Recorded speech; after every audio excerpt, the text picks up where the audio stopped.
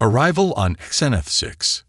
The Galactic Council's Great Hall was abuzz with anticipation as representatives from a dozen spacefaring species gathered for the momentous announcement. Murmurs echoed off the vaulted ceiling as the council members strode to the central podium, their iridescent robes shimmering under the flickering light of the twin moons of Zephyria, visible through the hall's vast transsteel dome.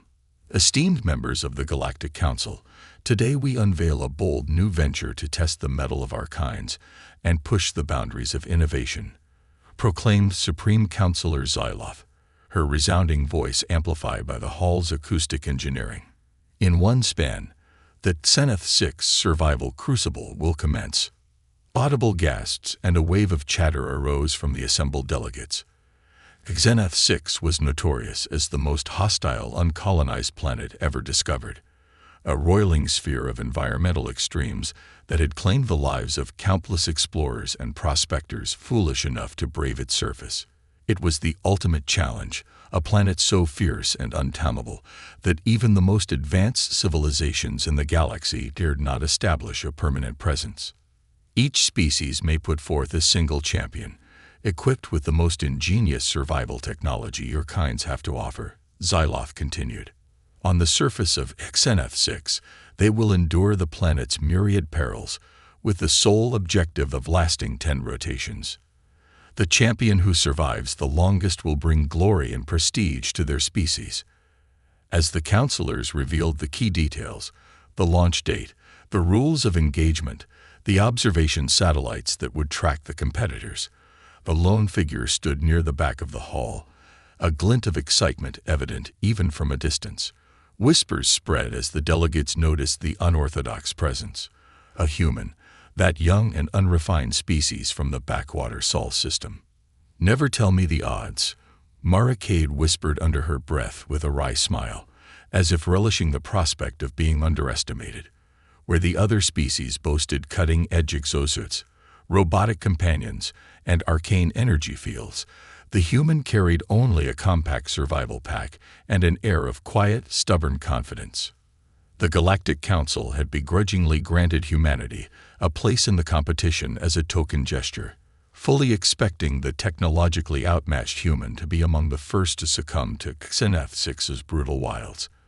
But as she listened intently to the Supreme Counselor describing the planet's myriad hazards, virulent microbes, plummeting temperatures, skyscraper-sized megafauna, a slow smile spread across Mara's face. They assumed her primitive gear would spell their doom. But Mara knew it was precisely the skills she'd honed on a lifetime of rugged Earth expeditions, rather than high-tech trinkets, that would see her through. As the council session concluded, and the champions returned to their ships to make their final preparations, Mara felt the weight of countless alien eyes on her back, silently sizing up the lone human in their midst. She paid them no heed as she returned to her own small craft, running a hand along the ancient, well-worn wood of her grandfather's bow mounted beside the hatch. It was almost time to show the galaxy what a single resourceful human could do. The challenge begins. The roar of the dropship's engines reverberated through the hull as the Xenith 6 survival crucible competitors hurtled toward the planet's turbulent atmosphere, the blaze of re-entry licking at the ship's thermal shielding. For a heartbeat, brilliant incandescence filled the viewports, then parted to reveal a marbled sphere of stunning violence. Swirling cyclonic storms, continents shattered by centuries of tectonic fury, auroral eruptions in a dozen shades of fluorescent menace. On the cramped troop deck, the alien champions fidgeted with their equipment, making final calibrations to exosuits and microdrones, while Mara Cade sat quietly strapped into the human-fitted crash sheet, eyes closed as if in meditation. The towering Akosh warrior to her left, resplendent in his nano-woven battle carapace, glanced at her with a snort of derision, all four of his eyes narrowing as he took in her plain Gravex suit and the ancient bolt-action rifle slung across her back. "Human, I will enjoy watching the Xenith fauna feast on your primitive frame," the Akosh rumbled in highly accented Teranglic. "A pity your end will come too swiftly for you to appreciate the folly of challenging your betters." Mara cracked one eye open, fixing the alien with a cool stare. "Eat sand," she replied serenely, then lapsed back into her focused stillness, pointedly ignoring the barks of mocking laughter from the other champions. The deck lurched sickeningly as the ship slewed hard to port, a warning klaxon blaring. "Brace for drop," bellowed the ship's captain, barely audible over the ship-wide comm. "Dark side atmospheric interference is spiking. We're putting you down hard." The champions hurriedly strapped in, alarmed chatter filling the air as the bone-shaking vibration intensified. Only Mara remained outwardly calm, jaw set, and hand steady even as a resonant boom shook the ship like a child's toy. She trained for hard landings under every imaginable circumstance. This was just one more trial to overcome. Suddenly, the ship heaved violently upward, the shriek of overstressed metal filling the air as the engine pitch rose to a desperate whine. Then, with a final teeth-rattling jolt, the craft slammed down hard onto Xeneth 6's unforgiving surface, the deceleration brutally apparent even through the inertial dampeners. There was a heartbeat of stunned silence. Then the champions were moving, harnesses disengaging as they grabbed weapons and gear. The Akash was the first to the drop ramp, massive fists clenched as he slapped the release control. With a hiss of hydraulics, the ramp descended, warm amber light spilling across the troop deck as it revealed a vista of sun-scorched desolation beyond. Towering domes of russet sand stretched to the horizon under an auroral-streaked sky, broken only by the twisted bones of long-dead trees and the glint of half-buried metallic ruins. In the distance, a vast dust storm churned on the horizon, lit from within by actinic flashes of lightning. The air was stiflingly hot and dry, heavy with the tang of ozone and ancient death. "The crimson waste," the Akosh breathed, the reverence in his voice at odds with his earlier bluster. "The most brutal desert on Xeneth." One by one, the champions disembarked onto the shifting sands, equipment humming and thrumming as they activated myriad devices and shimmering energy fields. Only Mara stepped into the scorching expanse unaugmented, rucksack over one shoulder and rifle cradled loosely in her arms. She raised a hand to shade her eyes against the angry red glare, scanning the desolate landscape with a look of calculating appraisal. She'd endured the Sahara, Death Valley, the Atacama. This was just one more desert to conquer. On Earth, the land itself had been her most steadfast ally and direst foe in equal measure. Here, on an alien world, she knew those same primal truths would hold. It was time to begin. Night of the Necrofangs. As the twin moons of Xeneth 6 rose over the desert expanse, casting an eerie silver glow across the Sea of Dooms, the champions took stock of their first solar cycle on this unforgiving world. The aliens clustered around the twisted remnants of the dropship, shimmering energy domes and spherical force fields humming softly in the night air as they took shelter within their high-tech enclosures. Mara had struck out into the desert alone as the daylight waned, trusting her hard-earned instincts to guide her to safety as the temperature plummeted.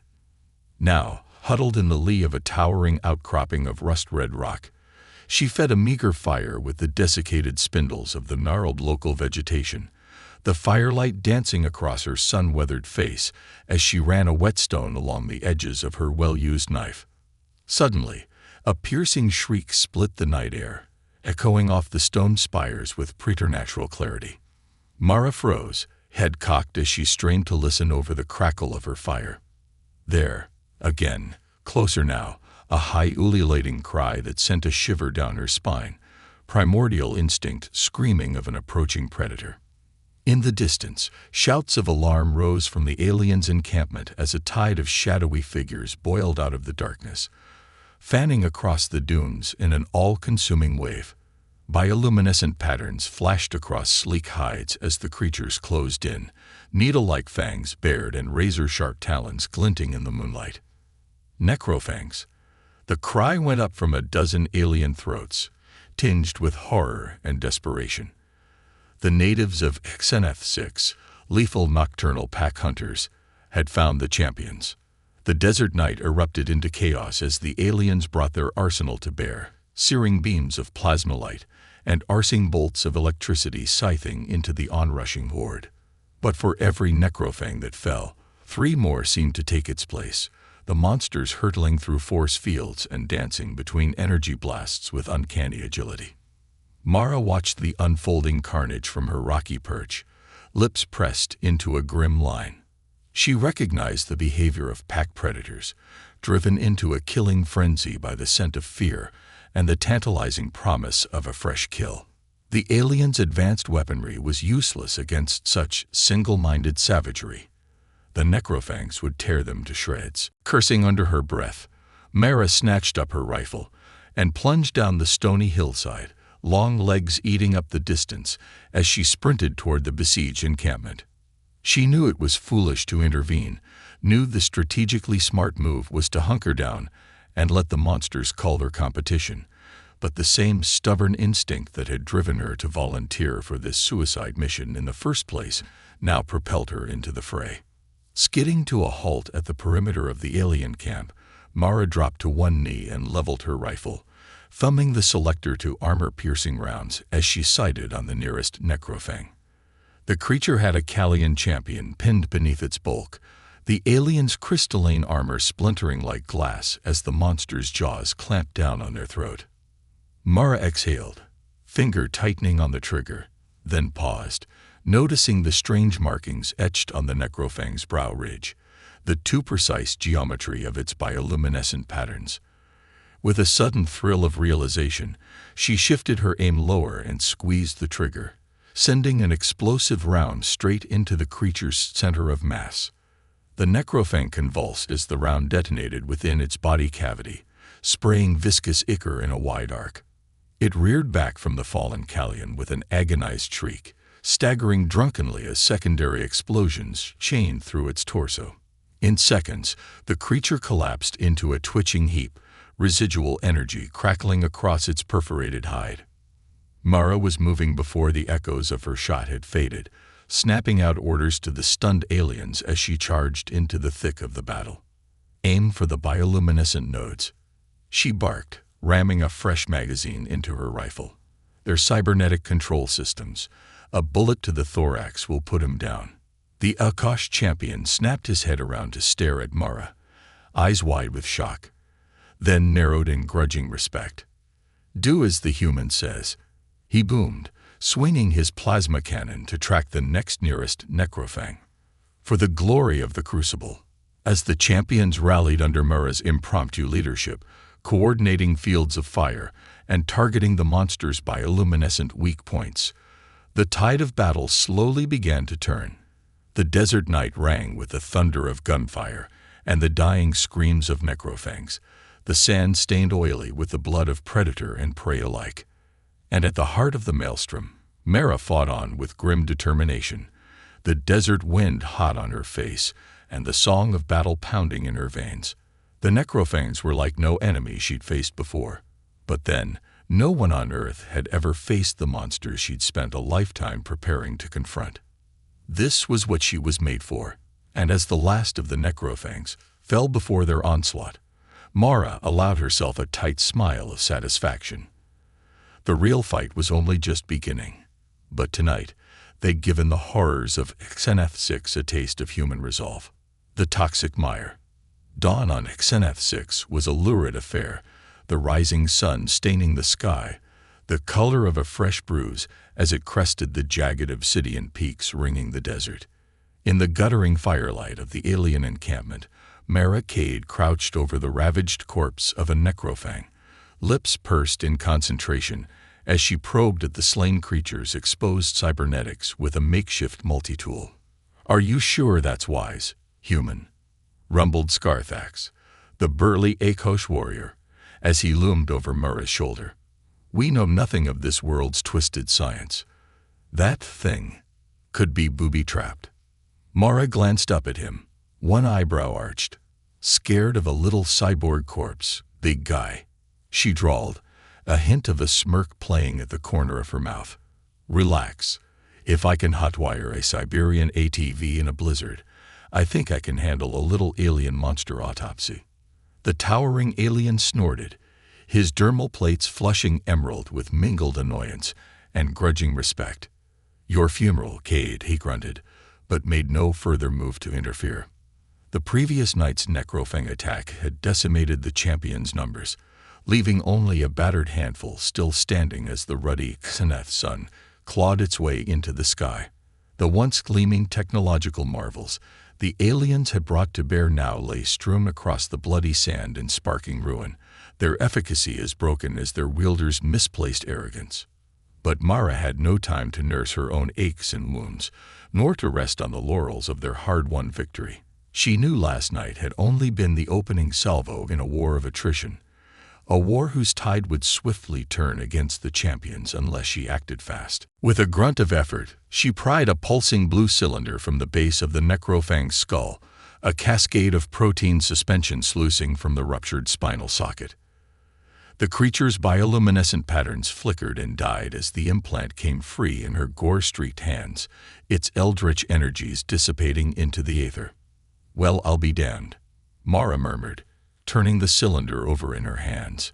Its surface was etched with jagged runes that made her eyes watered when she tried to focus on them, pulsing with a nacreous inner light. Galactic. At a guess, some sort of behavior modification rig slapped into the local wildlife to make them a bit more motivated. She glanced up at the gathered champions, her gaze hardening. This desert was just the beginning. The real test is still ahead. And unless I miss my guess, we're about to find out just how nasty the Lokari can be. As if in answer, a bone-shaking rumble shuddered through the crimson dunes, sending plumes of ruddy dust billowing into the air. In the distance, a seam of utter darkness yawned wide across the horizon. A chasm in the very fabric of the world, shot through with writhing coils of sickly green luminescence. The poison green light from the chasm played across Mara's face as she stood, the necrofang implant gripped tight in one fist. "Saddle up, people," she called, her voice ringing with grim authority. "Looks like our puppet masters want to see what we're made of." Scarthax rumbled an oath in the glottal tongue of the Akash as he hefted his plasma cannon, the weapon's barrel glowing cherry red with barely restrained power. "What fresh hell is this, human?" he growled, his four eyes narrowing as he tracked the writhing luminescence at the edge of sight. "That," Mara replied grimly, "is a Lokari Shadowgate, a tear in space-time, leading straight to the mire, the most gods-forsaken sinkhole in this arm of the galaxy." She looked around at the gathered survivors, the human and aliens united by the cruelly narrow margins of their continued existence. On the other side of that gate is a swamp that makes the Amazon look like a kid's wading pool. Quicksand that can swallow a tank, leeches the size of your arm, air so thick with spores you can choke on it. Mara paused, meeting each of her fellow champions' gazes in turn, willing them to understand the true magnitude of the challenge they faced. The mire is a death trap, even for the Lokari's gene-modded monstrosities, but it's also the only way forward. The only way out is through.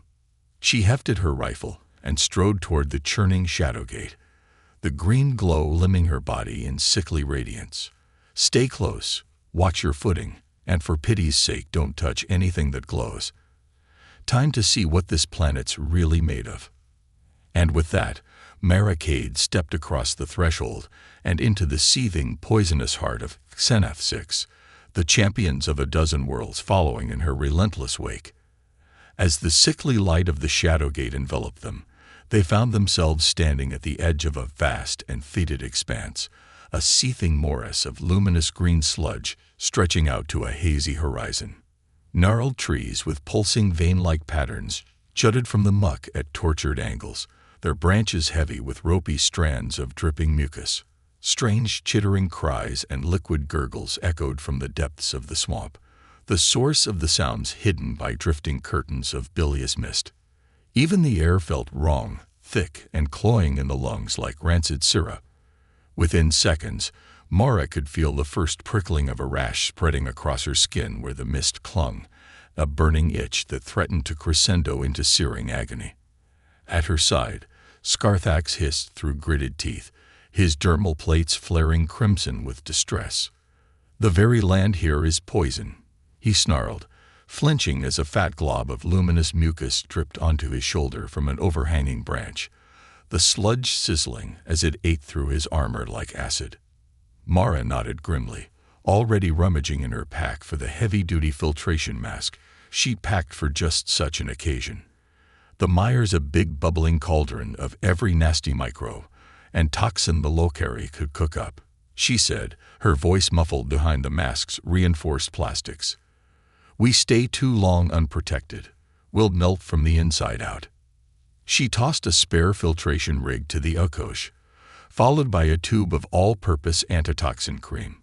"Slather that on any exposed skin," she ordered, suiting action to word as she smeared a generous glob across her cheeks. "Should buy us a few hours before the real fun starts." Around them, the other champions were scrambling to activate the myriad protective systems of their high-tech exosuits and armors, shimmering fields of energy snapping into place around them like iridescent cocoons. For a heartbeat, Mara felt a pang of envy at the ease of their defenses, but the feeling passed swiftly. She'd spent months training in CBRN gear back on Earth, preparing for the toxic hellscapes the Galactics so loved to throw at their cannon fodder champions. The mire was just one more nightmare to endure. "Move out," she snapped, taking point as she slogged into the knee-deep muck, each squelching step a fresh new horror. "And watch for sinkholes. This stuff looks like it could swallow a—" Her words cut off in a strangled yelp as the sludge beneath her feet abruptly gave way, plunging her thigh-deep into a hidden pool of churning, luminous ooze. The thick fluid seemed to clutch at her legs like a living thing, viscous tendrils coiling around her limbs and trying to drag her deeper. For a nightmarish instant, Mara teetered on the brink of being swallowed whole, the sickly light of the ooze painting her contorted face in ghastly radiance. Then a massive hand closed around her arm in an unbreakable grip, hauling her bodily from the sucking depths with a forca that nearly wrenched her arm from its socket. Mara sprawled on the relatively solid ground at the sinkhole's edge, gasping for breath as Scarthax loomed over her, his craggy face unreadable. "I owed you one, human," the alien rumbled, something like reluctant respect in his voice. "Try not to make a habit of it." Mara barked a breathless laugh as she staggered upright, slime dripping from her legs in ropey tendrils. "No promises, big guy," she shot back, fighting to keep her tone light despite the hammering of her heart. "Pulling my ass out of the fire seems to be everyone's favorite pastime lately." The towering Akash snorted, but forbore to comment further as he turned to scout the path ahead, his bulky frame surprisingly nimble as he navigated the treacherous terrain. Mara watched him go, a newfound sense of camaraderie kindling in her chest. The champions of a dozen species, each the best their worlds had to offer, struggling and fighting, as one against the horrors of this desolate planet. There was a strange sort of poetry to it, she mused, a unity forged in the crucible of shared adversity. But as the eerie wails and shrieks of the mire's eldritch denizens began to rise in a hellish chorus around them, Mara knew their trials had only just begun. The Locari had not stocked this swamp with mere mindless beasts, and the true nightmare waiting in the poison depths had yet to show its face. Gritting her teeth, Mara hefted her rifle and plunged deeper into the mire, the sickly luminescence engulfing her once more. They would endure this, as they had endured all the rest, for in the darkest reaches of the galaxy, it was the undumbed light of the human spirit that shone brightest of all. The Skyquake Peaks. Mara Cade's first glimpse of the Skyquake Peaks came in a moment of echoing, terrible silence, a still point between one rasping breath and the next. The poison morass of the mire fell away with startling swiftness as the bedraggled band of survivors crested a rise of scabrous purple stone, the thick mists parting before them like a veil drawn back from sightless eyes. And beyond, jutting from the seething sea of sickly luminescence like the shattered teeth of some fallen titan, a range of impossible mountains, their flanks sheathed in jagged planes of pure obsidian that shone like mirrors in the lurid green light. Their peaks clawed at the pulsing auroras of the zenith sky, edges limned in crackling, unlight that seared afterimages into the eye, and set the primal hindbrain gibbering with unease. The skyquake peaks. Mara had heard the stories, whispered fragments of myth and rumor from the fringes of civilized space, a place where the very laws of physics twisted into screaming parodies of themselves, where gravity danced and fluctuated in a maddening syncopation with the planet's seismic upheavals, where unwary travelers could find themselves flung into the sky like leaves on the wind, or crushed into paste by their own inexorably multiplied weight. Beside her, Scarthax hissed through clenched teeth, his eyes widening as he drank in the vista of merciless stone. The ancestors weep. The Akash breathed, his deep voice roughened by mingled awe and dread. The place of moving earth, of treacherous sky. No living thing has set foot in the skyquakes and returned unscathed. Mara grimaced, checking the charge on her rifle with hands that trembled only slightly. The weapon's power cell was running low, its capacitor strained by the hours of desperate fighting in the mire. But it would have to be enough. It had to be. "We've come too far to turn tail now," she said, quiet resolve thrumming in every word. "The only way out is up. We scale the peaks, or we die trying." A ragged chorus of agreements, the weary defiance of the hopeless. The surviving champions had been tempered by the hellish crucible of the mire, their earlier arrogance and division scoured away by the currents of necessity and shared horror. Humans and Akosh, Kallians and Zephyrians, all united now in the singular need to endure, to overcome. Mara met each of their gazes in turn, seeing the same fatalistic determination mirrored in eyes of liquid silver and compound crystal. "Watch your EUDs," she said as she adjusted her grip on her rifle. "The gravity spikes will give us a few seconds warning before they hit. When your suit screams at you, grab onto whatever you can and pray it holds.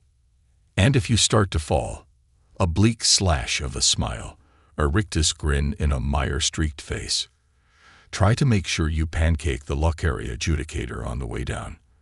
Let's give the bastards one last laugh before we punch our tickets." A rumble of gallows mirth, the rough amusement of those with nothing left to lose.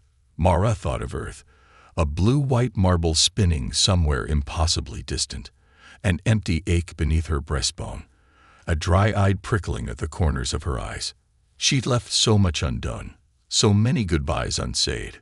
But she was here, now, on the edge of oblivion at the farthest fringe of the known universe, a daughter of Sol, the first of her species to set foot on this blighted, forsaken rock. Living or dying, she would make it count. "Move out," she said, her words ringing like a shot in the hushed air. "And keep your intervals wide. I don't want to have to scrape anyone's smear off the cliffs if this goes sideways." And with that, Mara strode forth into jagged shadow of the peaks, the rubble crunching beneath her feet as she climbed toward the scouring unlight of the peak's impossible summit. Behind her, the champions followed, a human once more leading the charge into the jaws of the unknown. The ascent was a nightmare of shrieking stone and treacherous gravity, the very mountain fighting them with every tortured meter they climbed. Sudden fluctuations in the pull of Xeneth's inexorable mass sent them staggering and reeling, crushed beneath the staggering weight of their own multiplied flesh. At the fringed edge of perception, half-guessed tides of subetheric force danced and gibbered, the twisting bones of space-time trembling on the edge of shattering. Mara's skin prickled with the cloying electricity of a building storm, a thunderhead of potential energy crescendoing toward an annihilating release. Grimly, the champions struggled onward, pitting thew and sinew against the mountain's hateful geometry, their suits and armors cracking and sparking with the strain. But for every meter they gained, the summit seemed to recede a dozen more, looming against the boiling sky with mocking indifference. And then, with a crack like planets colliding, the mountain convulsed in an earth-shattering spasm, a gravity spike slamming into the struggling survivors with a force that sent them tumbling like ragdolls, scrabbling for any anchor in a maelstrom of heaving stone. Mara felt herself ripped from the cliff face like a leaf before a hurricane, the sudden wrench of tortured gravity flinging her out into the abyss. For a crystalline instant she hung suspended against the swirling auroras, the jagged maw of the peaks gaping wide beneath her flailing limbs. Then a grip like a vice closed around her wrist, wrenching her arm in its socket as her plummet jerked to a neck-snapping halt. Scarthax snarled in her helmet comm, his craggy face contorted with strain as he held her dangling over the gulf, his other hand locked around a jutting spire of obsidian in a grip that cracked the stone. "Hold on, human," the Akosh gritted out, tendons standing out like steel cables along his titanic arm. With a bellow of supreme effort, the alien heaved backward, dragging Mara back from the precipice hand over hand, until they collapsed together onto the juddering stone of the cliff face. Gasping and spent, for a long moment, they simply lay there, fighting for breath in the chaotic ruin of their shattered assumptions. Then Mara rolled to her knees with a groan, meeting the Akosha's eyes with a wry twist of her mouth. "Guess we're square now, big guy," she rasped, reaching out to clasp the alien's shoulder with a hand that trembled only slightly. "Next round of near-death experiences is on me." Scarthax snorted, a dry rattle of humorless amusement.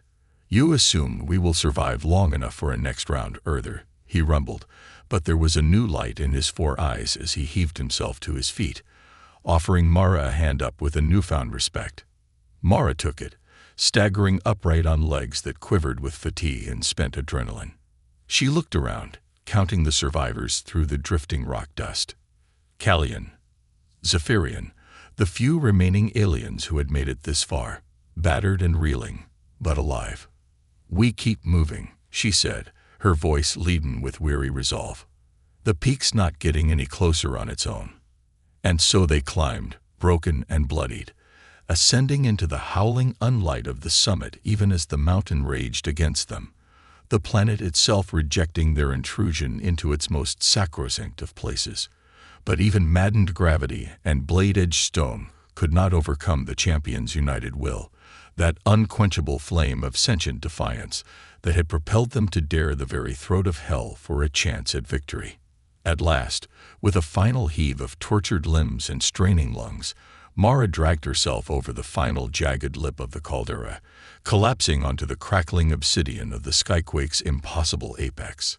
The unlight seared her eyes and prickled along her nerves in skittering waves, the sense of reality itself fraying at the edges. But she had made it, against all odds and expectation.